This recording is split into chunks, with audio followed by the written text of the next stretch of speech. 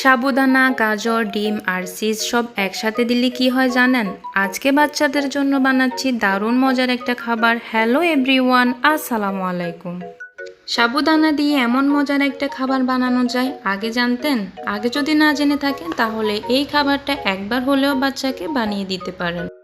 সাবুদানাগুলোকে পরিষ্কার পানি দিয়ে ধুয়ে নিয়েছি। এখানে গাজর কুচি আর পরিমাণ মতো একটু লবণ দিয়ে দিব, যেহেতু আমার বাচ্চাদের বয়স 19 মাস চলতেছে। পরিমাণ মতো পানিটাও দিয়ে দিলাম।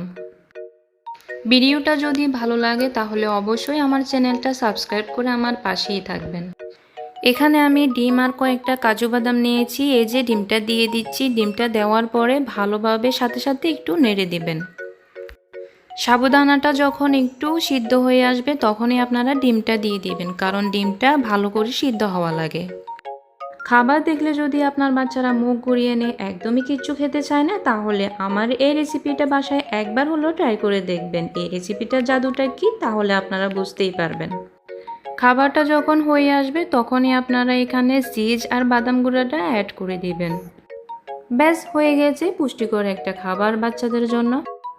আলহামদুলিল্লাহ, আমার বাচ্চারা তো এটা খুব মজা করেই খেয়েছে, আর ইনশাল্লাহ আমি আশা করি আপনার বাচ্চারাও এটা খুব মজা করেই খাবে। একবার হলেও বাসায় এটা ট্রাই করে দেখবেন।